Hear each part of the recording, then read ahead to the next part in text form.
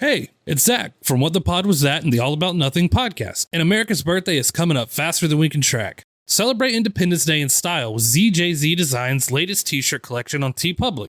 Introducing 3 brand new 4th of July heart designs that perfectly capture the spirit of America. These shirts feature vibrant, patriotic colors and unique heart-shaped designs that stand out at any celebration. Whether you're heading to a fireworks show, a barbecue, or just enjoying the summer sun, our 4th of July heart collection has something for everyone. Show off your love for the red, white, and blue with ZJZ Design. Visit ZJZ Design's TeePublic shop today and get ready to shine this Independence Day. Links in the show notes or visit ZJZDesigns.com and check out all the great designs. New designs come up often. ZJZDesigns.com. This episode of the All About Nothing podcast is sponsored by Everplay Sports and Social Summer 2026 Adult Sports Leagues. Registering now through May 20th for kickball, softball, volleyball, pickleball, bowling, and more. Visit everplaysocial.com for details and registration. Do it now because these leagues will sell out. It's a great way to get off the couch and hang out with friends while doing enjoyable, fun activities. Again, visit everplaysocial.com and sign up today. The All About Nothing podcast may have language and content that isn't appropriate for some. Listener discretion is advised. Welcome, Nothingers, to the All About Nothing podcast. This is episode number 305. I am Barrett Gruber. I'm joined by Mr. Matt Vilardebo. How are you, Matt? What's up, everybody? Good to have you here. Please subscribe and share the show. That's how we get new listeners. Also, please consider supporting the show financially by visiting theallaboutnothing.com and becoming an official member and proudly calling yourself a true Nothinger. We'll have more details on that at the end of the show. If you can't do that, please give us a 5-star review, a like, and follow us across social media. You can find links at theallaboutnothing.com. Real quick, want to thank Alex Avenger again for having us out for another kickball game. It's always fun.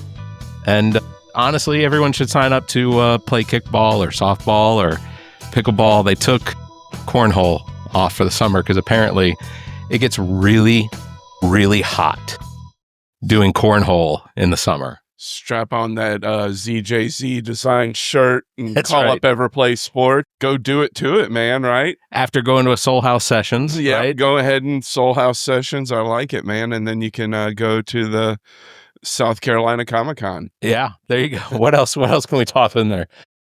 I can't think of anything We else. could go way back in time and start talking about what was the Muff the Producer. Yeah. Well, his music's still at the end of the show, so listen to that. Check out Muff Producer on Instagram. Yeah. You are leaving South Carolina. Yeah. What is? I guess the big question is what's the influence behind that? I mean, it's just economics, man. Our lease is up at the end of May. And the rental company just keeps raising the money on our lease, and it just didn't make sense to us to just keep that cycle up. Fort Mill was never like really where we were going to stay for the long haul either. We kind of moved there as a place to go raise the kids and relocate to because of a job offer for me. And we never intended to kind of make that the long-term settling spot. Well, I mean, that was the time is now, and we're headed up to Maryland. Looking forward to it. What is the benefit of living in Maryland? I mean, other than being a blue state. Yeah, so our daughter is stationed in the Navy up there in Maryland. Okay. And so we're going to we'll be able to reunite the 4 of us. She plans on moving back in with us. She's living off base right now in an apartment, and when that lease is up, she'll move back in. And blue state. I'm not going to lie. I look forward to living in a state with the legal marijuanas. Yeah.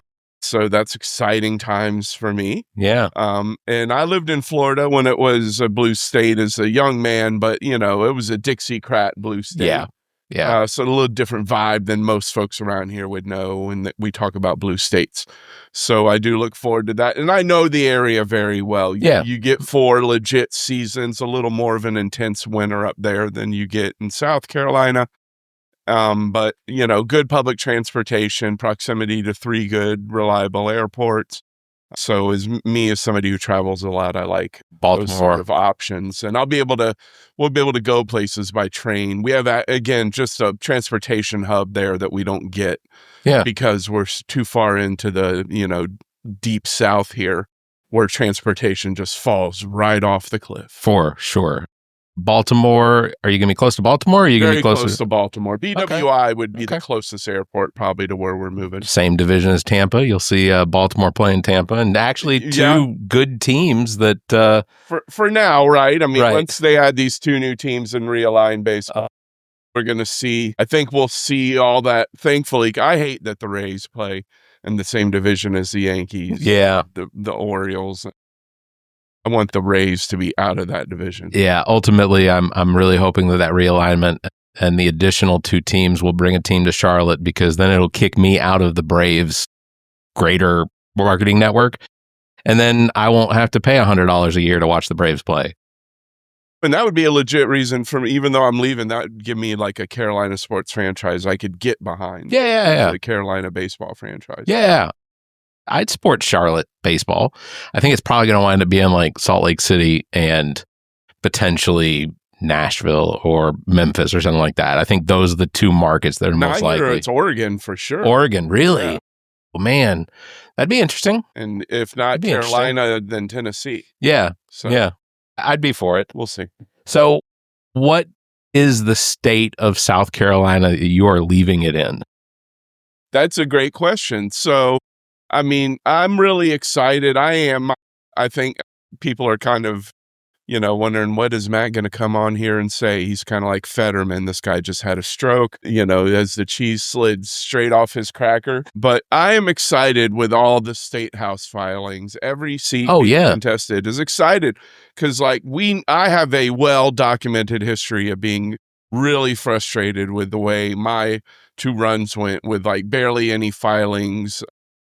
When I ran this last time in 24, it was me and one other guy who were your state house candidates in York County. I was going to say, I think that you should absolutely take credit for there being 100% Democratic representation on the ballot across the state. Well, I mean, I do what I can, but for me, I'm really happy that happened. And I give most that credit to Heather Bauer and the comeback people. When I saw that press conference, I was a little miffed at the way they lined up folks at that press conference. Yeah. There were some folks that should have been at the back because they never leave Columbia, but Heather Bauer should have been standing up front there, really leading that press conference. She put in the work, traveling the state, pregnant, to go help recruit folks to run for office.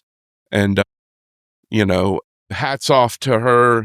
Thank you, Heather, for all your work in doing that. Because, I watch people at that press conference who we begged for help for years just sit back in Columbia and do nothing. Yeah. So, that effort was not unnoticed from her. And there were others there who put in the work for sure. But there were others there who, I don't know why they were there or what it is they think they did.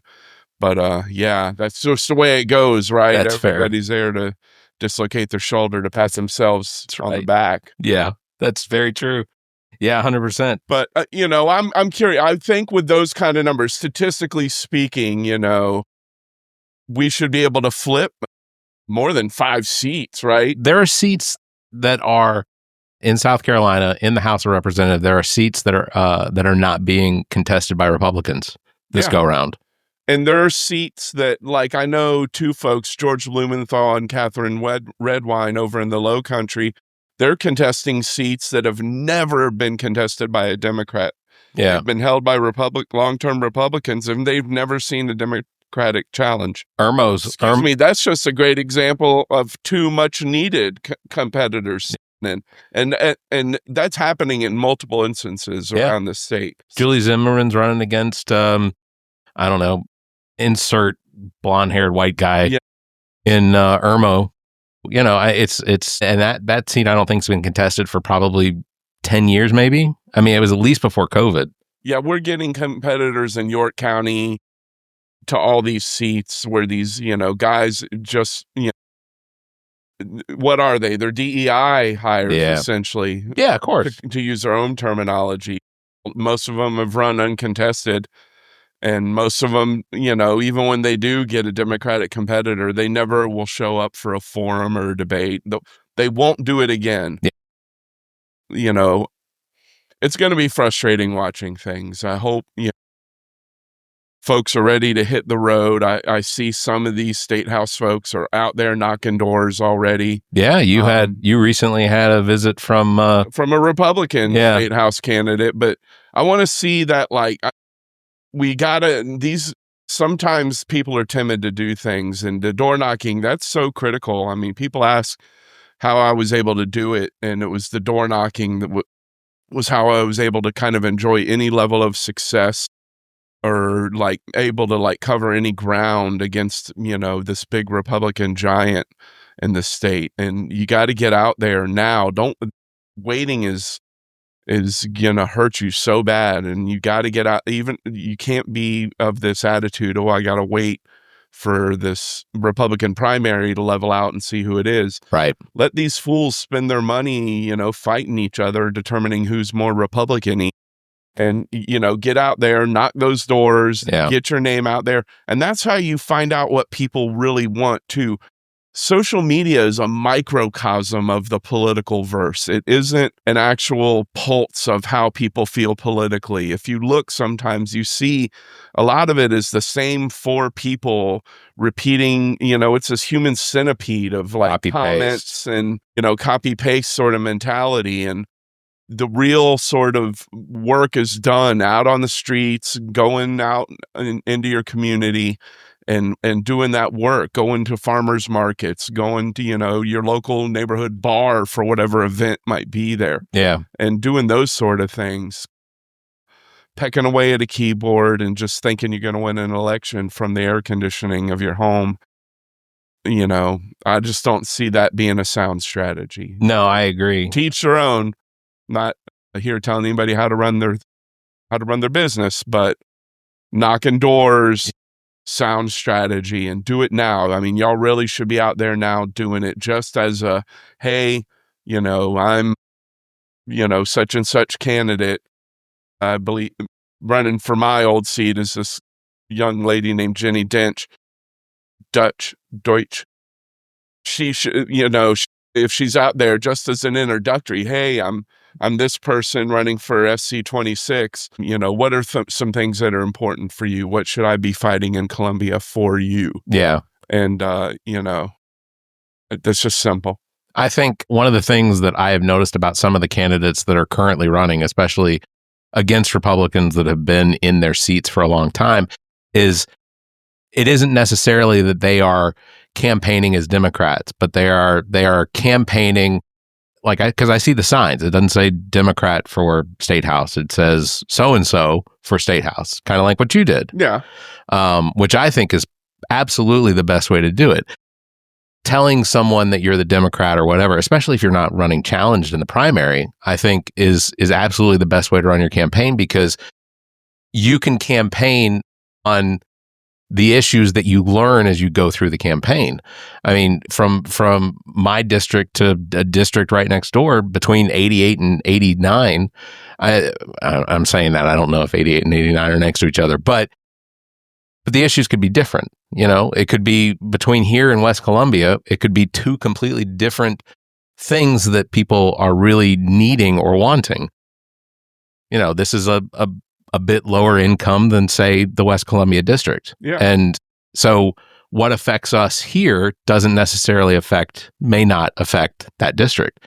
And for candidates to go out and knock on doors and actually talk to the people that they're going to represent and take in all the issues. If abortion is something you feel strongly about, then a candidate should be able to have that conversation with someone and understand, is my perspective on this issue correct? Or is it in line with the community that I'm going to represent? I think that's just a no-brainer. But then I see candidates that are already running as if, even though they have challengers in the primary, they're already running as though they're running against their Republican challenger. And I just think that's a mistake. Yeah, it can. So for me, I believe you should engage with the Republican. Sorry about that. Oh, you're good. You should engage with the Republican challengers, but you need to be smart about how you do that. Like the primary isn't maybe necessarily the time to start doing that, because let those Republicans fight amongst themselves. It's super entertaining to watch them do that, because Yeah, it they is. really will go at each other. It really is. Excuse me. So let them do that. But, boy, that's a tough one, because I am a bit more under strain now that I'm not running for office anymore, or have like zero aspirations of maintaining this sort of carefully curated version of myself for public consumption anymore. That was going to be another question, though. Is there a future Matt Vilardebo state candidate in Maryland? But yeah, no, I am kind of the opinion, and, edit this how you see fit, but, fuck these state level Republicans anymore in South Carolina. They need to be made to be uncomfortable, and they shouldn't be allowed to do their job with any level of comfort. And that is how I feel about it. Yeah. So I do like candidates who will get spicy with them, and really spicy with them. I didn't necessarily do that. I got a little spicy, but not really spicy. I think you caught a lot of spice. I caught a lot of spice, that's for sure. But I did get a little spicy. I sprinkle. Yeah.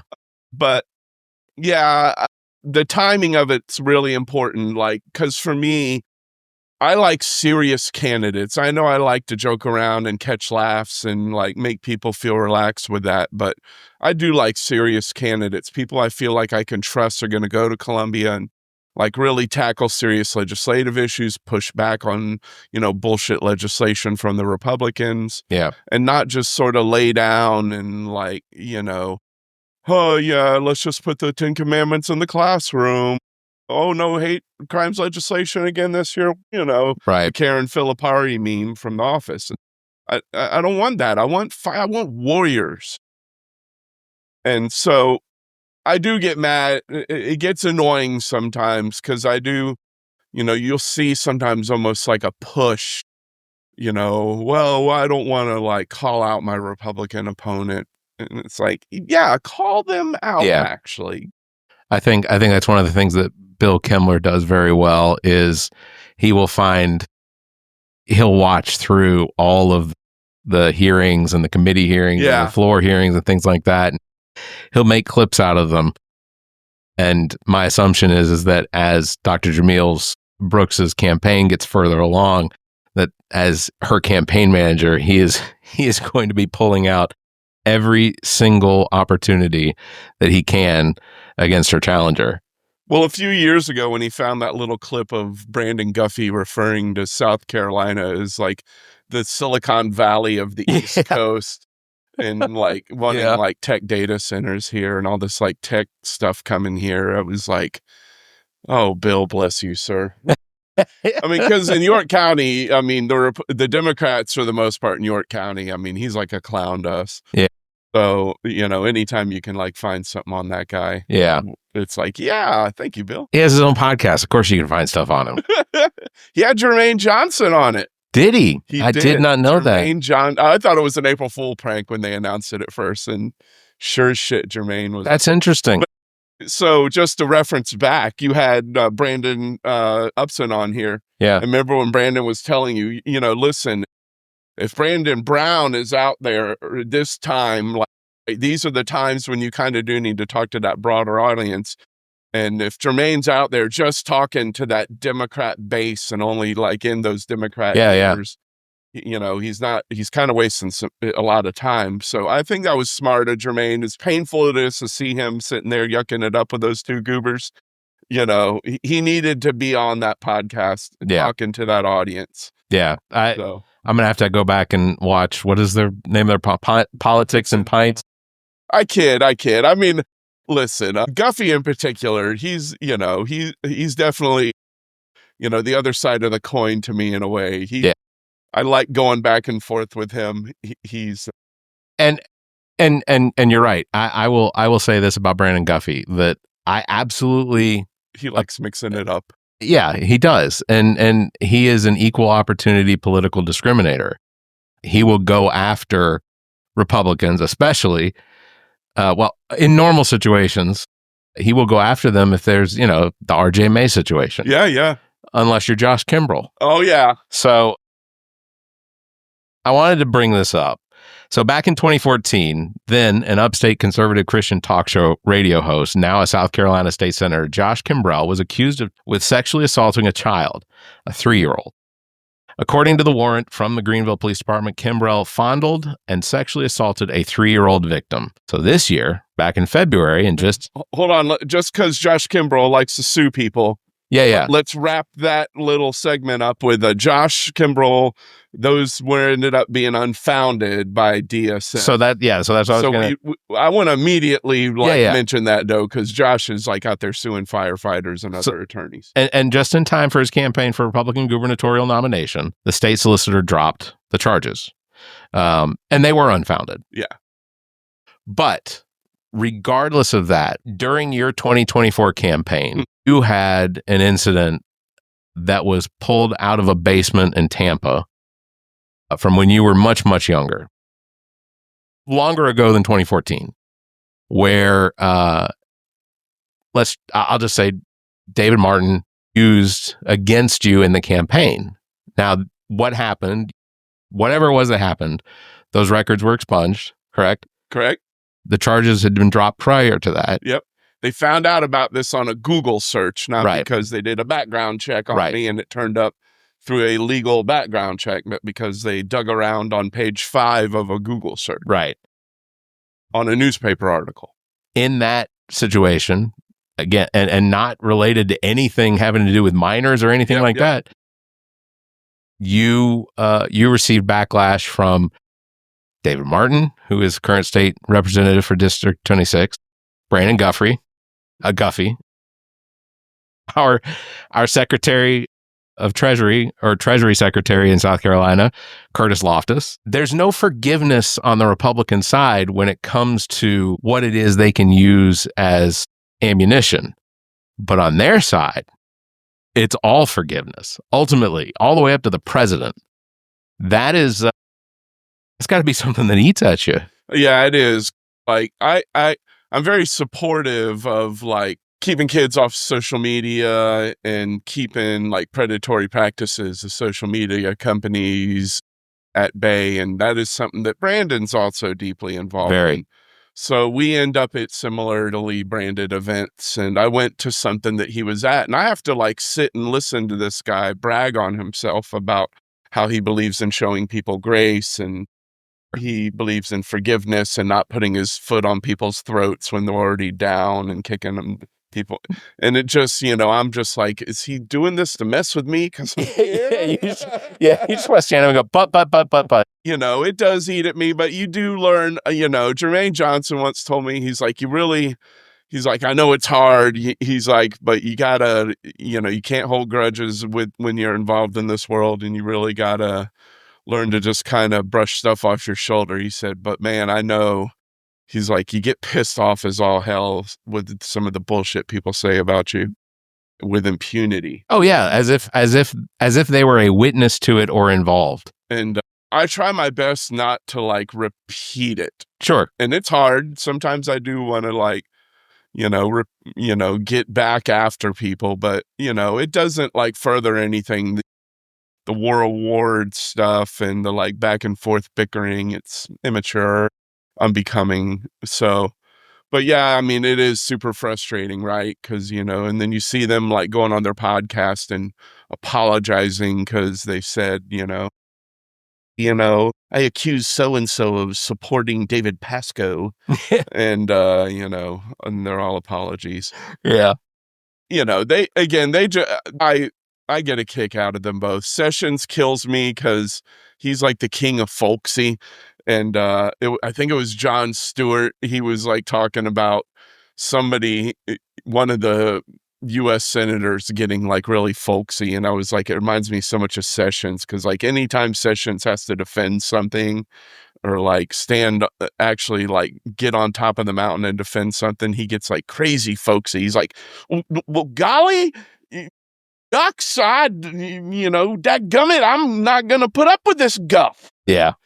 And it's just super entertaining to watch. That's how you can tell, like, as they're wearing their master polos, and it's like, These guys are just not like me. Yeah, that's similar to watching Lindsey Graham go on my Fox News. Dropkick Murphys shirt. Love it. It says fighting Nazis since 1990. You're going to be in Maryland. You'll be able to see more well, I guess Charlotte's close, but I'll be able to see Baltimore, way more concerts, dude. Baltimore kills in concerts. DC, Baltimore, all of it. I'm just an hour train ride from Philly and places like that. Yeah. I am as little as I want to be close to a big city. I am jealous of the locale that you will be able to take advantage of. Oh, that's and I'm a big music guy. So yeah, we're going to see Muse in July. Looking forward to that show. It's okay. Down the road from hopefully I'm flying out late Saturday, and Sunday we got 4 houses I'm going to be looking at. Hopefully Sunday we'll have put a deposit down and okay, we'll have a house, because it's been frustrating. Yeah, I bet it has. Looking for houses. Yeah, housing market in the United States is at an all-time frustration level for people. The cost to rent here in my neighborhood, house like I live in that I bought for $117,000 goes for rent will go for $25 to $30 or $3,000. Yeah, that house that we have in Fort Mill is $2,800 a month. It's insane. And that's about what we're looking to pay where we're moving to in Maryland. See, that's good. So it'll be almost like a lateral move. That's good. And it might be a little more, but Riley will have a rent payer. Yeah. Oh, that too. Riley has volunteered to contribute to the rent. I think Clark will also benefit from being in that area too. Yeah. He's an up and coming writer. I look forward to seeing what he produces. Yeah, I do too. I think that area will provide a bit more inspiration for him. A lot of history. Seek better opportunities. Yeah. So chase bigger rainbows. That's awesome. I wanted to talk about your health. Okay. Because and I know people that watch this probably read your Facebook posts and they already know, but for those that don't, you in the last 6 months found out that you had been misdiagnosed with Parkinson's. Yeah. So I guess I don't mean to cut you off. No, please. So it's really been going on. You know more about it than I do. Yeah. So really not long after the election in 24, we noticed things really, I was really having just a hard time in general with everything. And it didn't feel like Parkinson's related. So I started having seizures early in 25. And we knew it wasn't Parkinson's related. So I reached out to a new neurologist, and they started just kind of running tests, trying to figure out what was wrong with me. And what they did find in the beginning was a non-cancerous brain tumor, but they knew the brain tumor wasn't leading to any of that. It wasn't in a part of my brain that would create seizures. And it wasn't big enough, and it wasn't cancer. More tests. And during the more tests, I ended up having a very serious stroke in September that led to an embolism. Problem is we didn't know I had the stroke at the time. And what actually they think saved me from dying is that I got on a plane and came home, and it pushed the embolism into my lungs, and my lungs kind of took care of the stroke for me. Wow. The embolism. So a couple weeks after that, I went and had the brain scan done that found that the severe stroke had occurred, and it was moving forward from there that we knew. They went and did the check on my heart, and that's where we found that I had what's called a PFO, patent foramen ovule. I know I didn't pronounce that right.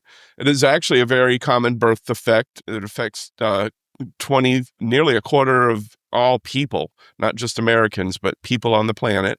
It's where your heart doesn't heal properly and you have a hole in your heart. And so that was pumping blood out into me, and which was leading into the clots. Yeah. And so I had surgery to repair that hole. They just put a barbell, mesh barbell apparatus in that hole and plug it. And my energy levels have been like incredible again. And I've slowly been healing, doing a little bit of physical therapy, trying to like get my body back in shape again. Because I've been living life like a 70-year-old man for like the last year or so, trying to figure this out. They're like, avoid stress, get your blood pressure down. It's the reason why I dropped out of the York County chair race that I kept secret from everybody.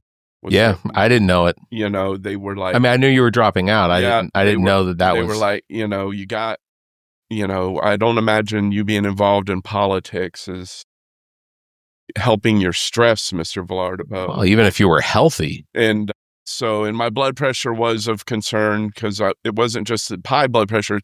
I would get very crazy low blood pressure. And that was also a concern. So I just had to kind of really take a back seat to anything, stay focused on my job and stay focused on keeping myself on a level, if you were. So I just kind of slunk into the shadows a little bit and popped up here and there every now and then, doing what I could when I felt up to it. But just a very lethargic year for me. Some days I would sleep more than I was awake. That sounds nice. It was tough because my health was really in bad shape. I was really kind of at the end of my rope. So we're glad we're able to get it fixed. And Donald Glover, aka Childish Gambino, he had the same thing happen to him about a year ago when he was out on tour. He had to cancel his tour for it. So this happens to people. So if you're out there, just to kind of spread the awareness part, if you're dealing with frequent migraines or unexplained frequent, severe headaches, or bouts of like dizziness or lack of coordination, get yourself checked for stroke activity. They never checked me for that when they were doing the Parkinson's scans. They never performed any brain scans that would check me for stroke activity.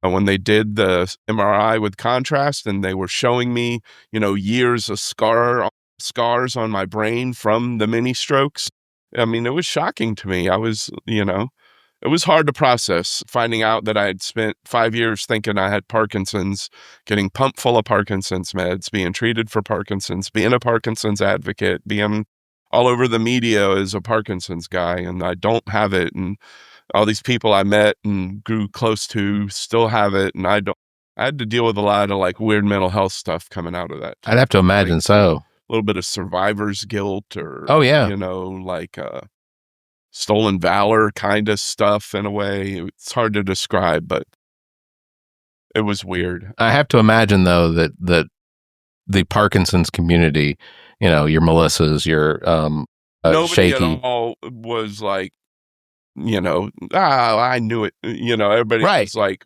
wow. I mean, yeah. Well, they were probably still like, just chance and run with it, man. Yeah. They were probably still like, fuck Parkinson's, but yeah. So, and I do, I mean, I'm still the same, like I still kind of have that thirst for life. It's just, I've literally been given like a blank check on my life that I didn't think I would get. I like literally thought I had this degenerative brain disease that was going to like end my life way sooner than I wanted it to. Yeah. And affect the quality of that life as I came to an early end of it. And now that's not the case. Yeah. And I can't tell you what that means to me. So yeah, I'm going to do more with my life. I'm not going to allow myself to, get quagmired down in things that I have in the past. So, but yeah, as it stands now, I don't think I'm going to go to Maryland and run for office necessarily. We circled all the way back around. I heard that question. I'll go and get involved in like whatever county I end up living in. I'll get involved in the Democrat Party. Yeah. I'll support candidates. Who knows? I may even, sign up to be a poll manager. There you go. Or something cool like that. But I'll always be fighting the good fight, and I'll be able to go to those cool DC area protests. Yeah. And things like that. The 100,000 ones where here in Columbia, I think they said that there may have been between 5 and 10. They have all sorts of like unique offices up in that part of the country that you can run for that, So anyway, you're an engineer. I mean, I think that for somebody like commissioner of water and soil, I think that absolutely would be right up your line, especially a state job that in Maryland probably makes $200,000 a year or something like that. We'll see. But for now, man, we just got to get up there. Yeah. And get a freaking house. Yeah. I'm glad you brought up the poll working, because the primaries, I just actually had the initial clerk training for what is going to be 2 primaries here in Lexington, because we have the first primary on June 9th as well. They already have the runoff primary scheduled, because they know with the number of candidates that are already in place, no one's going to get 50%, which means there will be a runoff between the top 2. There is also going to be an election for the Lexington School District 1 School Board on the June 23rd. So what was described is there will be 2 elections on the same day in all of the precincts. So essentially, people will come in, they will vote in whatever primary they voted for on the June 9th, but then they'll get out after they voted, they'll get in line for the Lexington 1 School Board. So as a poll clerk and having poll managers that'll be working with me, in my head, I'm already stressing out about having to explain it, because not only create 2 queues. Oh yeah, Okay. yeah. We can put them on completely different sides of the building, but That'll help. Yeah, it'll help. But there's already so much confusion. Yeah. I mean, people are people. Yeah, they don't listen or pay attention or follow instruction. In these runoff elections, the things that I think that I have to fight against the most is the people that come in. Say they voted in the Republican primary on June 9th.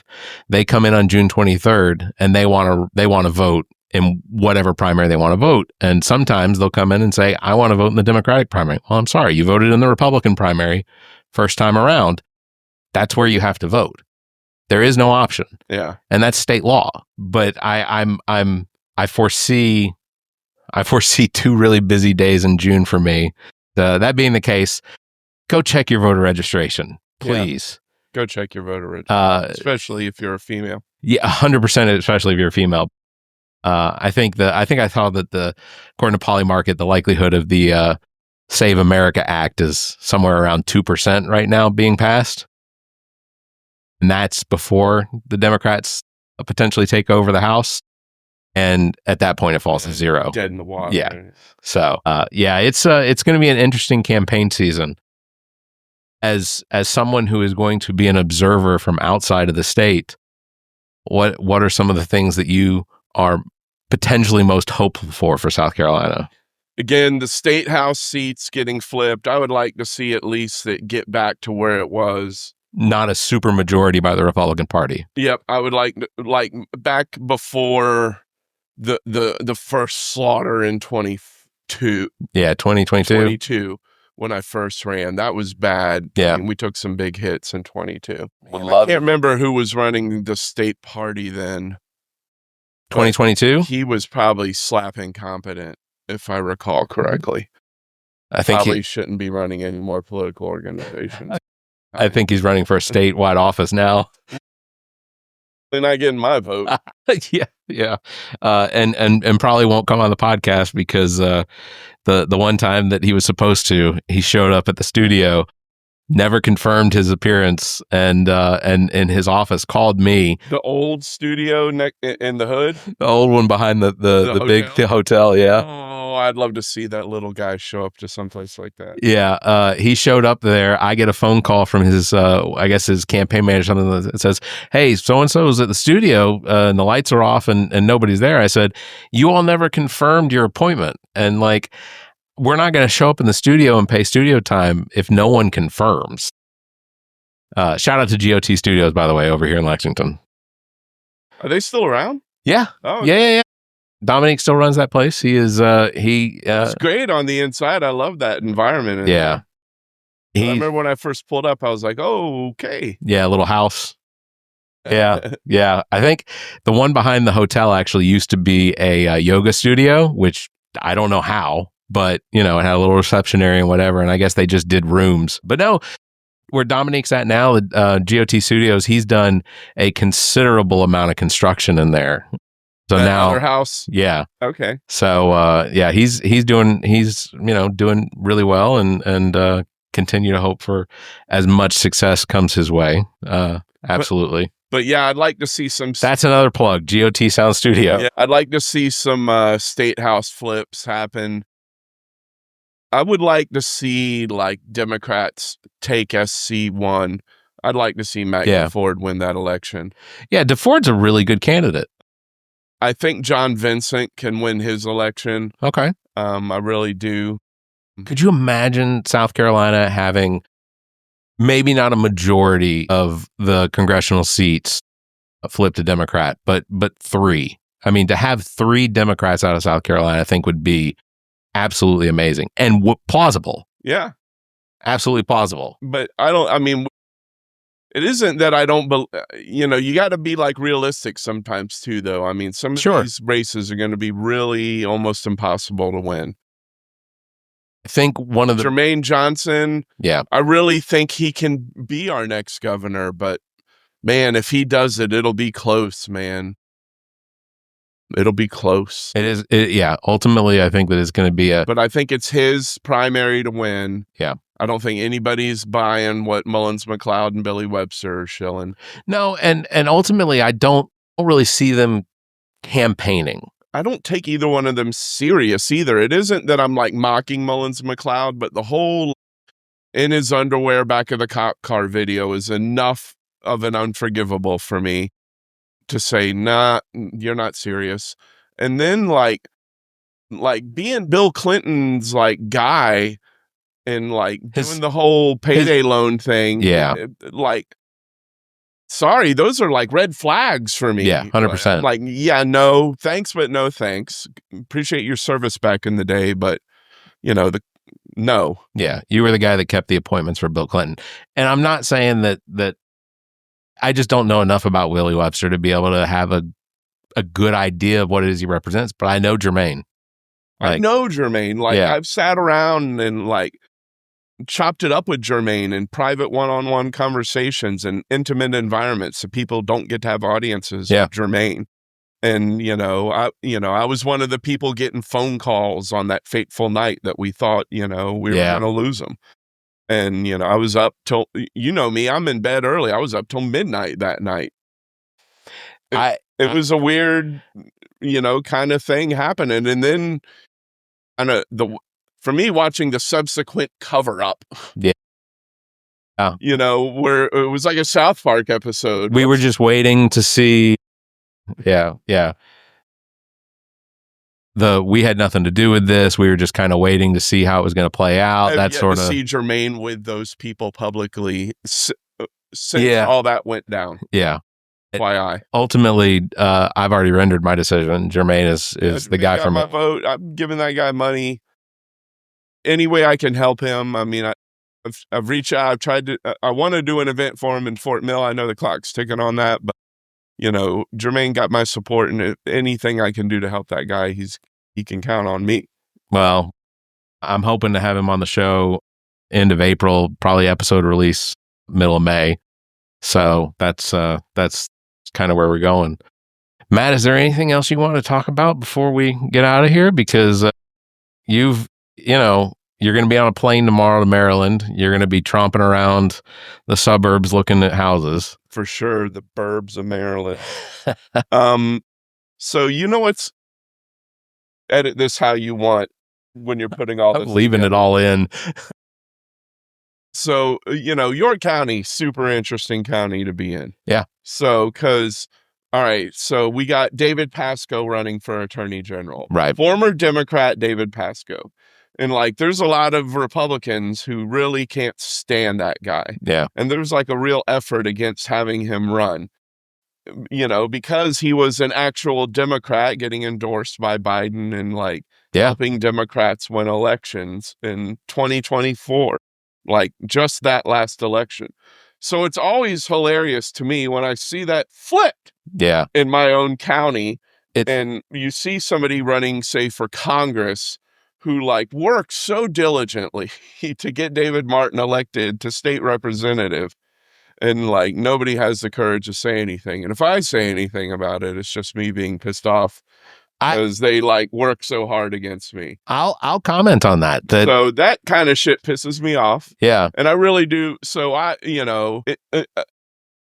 we do have a congressional race over in my neck of the woods for Ralph Norman's old seat, and there is a Democratic primary, and I am supporting the best candidate for that race, Andrew Clough, because I believe in Andrew. Andrew is a working class, blue collar candidate who's out there knocking doors. He works for a living, and he checks those boxes I like in a candidate. But there's also, there's the personal stuff attached to it that I don't like to talk about publicly, because I'm not necessarily trying to like drag all that out into the world. But, truth is truth. And, people do need to understand that these things actually did occur. So, so that does have heavy influence on my decision, is that I don't believe we should even allow people to run for office that were like out there campaigning for Republicans in 24 and working to get a Republican elected because they thought that was the safe bet. Right. I've been watching like that. David isn't the darling he was with these Democrat types anymore. I've seen, I saw one woman, in live time, her heart breaking. Apparently she had some intimate conversation with him about a health issue, feminine health issue. And, she confided that in him, and he told her, he's for choice. And, then fast forward to this year and he's flexing his pro-life muscle. Right. And, Yep. I don't revel in that. That's not an I told you so moment. That's like why is this, this guy like tricked her for a vote? And it's unforgivable. I mean, you cannot as a candidate say that you are in favor of something as important as pro-choice or women's rights to their own autonomy and health. You can't do that sort of thing and then go and just toe the party line. But I did indeed say, hey, folks, you don't have to run the risk of believing that there is this, fictitious being a pro-choice Republican. There's a Planned Parenthood endorsed Democrat right here in Fort Mill you can get behind. Right. So, it was frustrating, but, what you gonna do, man? It's hard to sway. It happened. I can't do anything about it now other than just kind of, shrug my shoulders and, feel bad for the folks who got duped by that guy. It is difficult to sway the people that have shut off their critical thinking skills. Yeah. And like, I don't even know what these folks want sometimes. I mean, I'll back Democrats every time over Republicans. Sure. Just because I sit and have a 30-minute convo with, a Republican state house candidate on my front porch and put it on social media, at no point is she at risk of getting my vote. Right. I'm voting in the Democrat primary. I'm not voting in the Republican primary, first of all. And, I would never encourage anybody to go vote in that Republican primary. Yeah. I mean, again, it's like, choosing between, giant douche and turd sandwich. Again, right. We got South Park imitating life. Yeah. And it's weird. It happens in other counties. I know it's not endemic to York. Other counties face the same sort of dilemmas.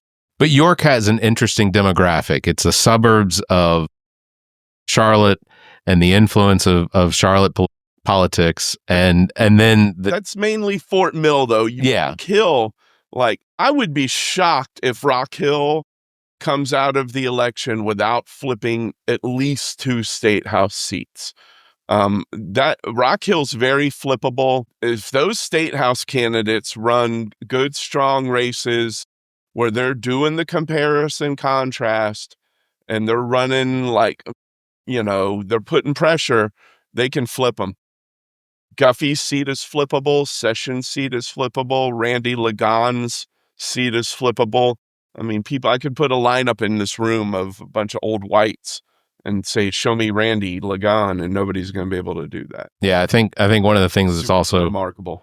The continuing war with Iran is continuing to deplete people that consider themselves to be middle of the road, voted for Trump because they couldn't stomach what they feel like the Democrats did by just shoving Kamala down our throat, which is not my opinion whatsoever. She campaigned with Biden.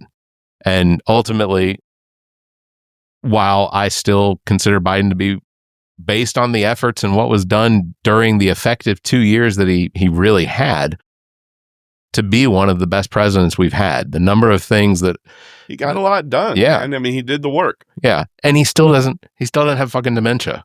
Like he's just old. He's just an old befuddling old man. Yeah. But I think, but again, that's like, again, dude, it's not ageism. I am 50, soon to be 53 years old. Yeah. You know, check the old tape. You'll always hear me saying, I'm not the future of anything. The future is younger than me. Yeah.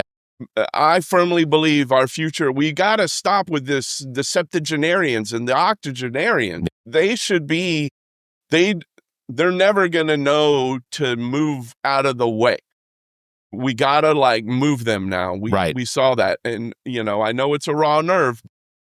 Ruth Bader Ginsburg, you know, we could have replaced her and had a replacement for her when Obama was in president, and we had control and ability to make that move, and it didn't happen. And then she died, and now look what we're stuck with. Right. So, you know, I would always caution about waiting these things out and waiting for people to die in office. It could be really disastrous. Yeah. And I'll just say one of the ones that I realize that Clyburn will win again. Yeah. But and Clyburn is a mountain of, you know, statesmanship and political history and things like that. But in office, they're going to exactly redraw his district. Exactly. You know, before his funeral. Yeah. If they can, they'll call in a special session to redraw his district and gerrymander the fuck out of it and make it Republican, and bye-bye. Yeah. Yeah. And just like that, it's gone. But if we get him actually somebody appointed, you know, at this point, I know he's going to handpick one of his kids or somebody like that. He could. And that's fine, just long as we get somebody in there. Right. And then we hold on to that district and that seat, and it remains ungerrymandered and it's ours. But if we just wait for him to go, I don't think that's a sound decision. Yeah. Listen, what do I know? I'm just an engineer. I believe in things like root cause analysis and, you know, cause failure analysis and defect elimination and continuous improvement. And none of those things exist within the world of politics. Yeah. Efficiency and effectiveness. Leaving things better than you found them. Yeah. Well, Matt, I know you're going to hear from a lot of people, but you are going to be missed around here. It's your departure will leave a hole, which I hope someone will pick up. It's going to be recognizable to know that, you know, I mean, it didn't happen often, but if I were driving up to Charlotte, then I could potentially say, "Hey, Matt, you in town?" And then, you know, but it's going to leave a hole, especially for York County Democrats, because I think there are more people like you that don't voice their opinions about what is right, and they're going to lose that voice, because in York County, it feels like there are more people willing to just eat a shit sandwich than actually get off their ass and do something. So it's a big deal. I'm hopeful, man. It looks like we got a few rising stars coming up in York County. They got to be loud. They got to not need a bullhorn. I don't know about that, but I know we got this guy, Alex Harper. I'm really hopeful for him. And we got a few rising stars beyond him, but we'll see, man. We'll see. Yeah. Fingers crossed. Well, fingers crossed. I'll wrap it up just by saying, everybody, please go check your voter registration. If you're in South Carolina, go to scvotes.gov. Make sure that you are registered. One, make sure you know exactly where your precinct is. Make sure you know which, just make sure you're active too. Because ultimately, a lot of the people that are going to be standing in line will be looking for any excuse to potentially rat out somebody to the Lexington County office about what they think might be voter fraud, because that is fresh in everyone's mind. scvotes.gov. If you live in states other than South Carolina, just go Google your local your local election state board or wherever you can go check your registration. There's actually going to be a website active through the allaboutnothing.com where you can check your voter registration too. I'll have that set up here by the time this episode comes out. So do that, because ultimately that's what's going to make it easier for everybody to vote. I know we don't have to worry about the state or the, the Save America Act. That's not going to be a thing. It's not anything that need to be worried about. Donald Trump can't sign an executive order to take over all of the elections nationwide. It's absurd to think that he thinks he can. So just check your voter registration, make sure that everything is as up to date as possible, and then go vote. Because ultimately, like I told Upson, that if you don't vote, then you know your vote didn't count. So, Matt, I appreciate you coming out. Yeah, thanks, brother. And hey, I appreciate everybody out there who I've met over the years. Barrett, Bill Kimmler, Emily, Jenny Ashley, Rajon Lewis. Yeah. So many people. I feel like I'm going to leave some people off. Amy Scott Lundy. Yeah. I was talking to her the other night. She's going to be, she will hear this. She'll be really happy you said her name. But I've just met so many incredible people over the years doing this, and built up like so much hope, like, because a lot of these folks are young and like have like a lot of like, describe this is the stroke brain part not working right. They really can move things in a positive direction, and they get it. They're not like caught up in the bureaucracy and the selfies and the weirdness that sometimes comes with all this. So keep it up, y'all. Hopefully we'll elect Sylvia Wright to State Board of Education. Hopefully we get a black man in Columbia as our governor. And hopefully we can flip a bunch of these state house seats in the state and, man, fix some things in the state. We've seen, that's always what drove me crazy running for office here, and then I'll shut up, is, we've seen like decades of Republican rule in the state have really left us like at the bottom of the barrel, right? We're the part of the hill where the shit stops rolling when the shit rolls downhill. So, we know what it's going to take to kind of get us unscrewed from where we're at. And I'm hoping this is the year we can start to see that happen. So I love y'all out there, those of you who have ever supported me and stood by me and been by me, and even those of you who begrudge me. I still love y'all. I don't curate enemies lists or grudge lists or any of that silly stuff. So, and you'll come down in November to celebrate with Jermaine when he's elected. Down in November to celebrate with Montez Aiken, maybe. So there you go. Y'all take care. And big party. I was just saying big party. Yep. So what's the outro? Oh no, I'm gonna let you. I'll plug you for, or I'll let you do Zach's part. Okay. All right, that's gonna do it for episode number 300, and I had to go back and look. It's going to do it for episode number 305. Thank you, Matt, for being here. I appreciate you driving down and everything. Links to all of our past episodes, podcast platforms, merchandise, and social media are available on our webpage, theallaboutnothing.com. And if you think our financial model of giving away free content and entertainment is silly and you're in the giving mood, why not become an official Nothinger and support the show? Members get early access to this episode as well as exclusive content. Visit members.theallaboutnothing.com, or you can find a link on our webpage. You can also give a one-time donation through the same link. If you'd like to be a part of the show, you can call and leave us a message, 803-672-0533. You can email the show at theallaboutnothing.com, or you can join our Discord server, links found on our webpage. Thanks for listening, everyone. You all stay safe, be kind, and keep your hands to yourself. The All About Nothing podcast is a product of Big Media and produced and engineered by me, Barrett Gruber. Thanks to Cake for our intro music, Sick of You. You can follow Everything Cake, the band, at cakemusic.com. Thanks to Muff, the producer, for our outro music. You can follow Muff on Instagram at Muff the Producer. You can follow me across social media by visiting Linktree/Barrett Gruber, and you can follow Zach King on Linktree/AANZach. Want to support the show? Visit our webpage, theallaboutnothing.com, and become a member. There are several tiers available that give you early access to episodes as well as exclusive content. To find links to our social media, podcast platforms, and merchandise to support the show, as well as past episodes, visit theallaboutnothing.com. If you'd like to be a part of the show, you can email the show at theallaboutnothing.com, or you can call our number and leave a message. Dial 803-672-0533. If the time between these episodes is more than you can handle, check out our sister shows. What the Pod Was That with Carrie, Zach, and myself. Welcome to Wonderland with Ami. Politically Speaking with Erica, Kirsten, and Emily. And Black, White, and Blue in the South with Dr. Jameel Brooks and Bill Kimmler. Please subscribe and share this show. If you're on YouTube, please subscribe and punch that notification bell. Thank you for listening, and hear us next week.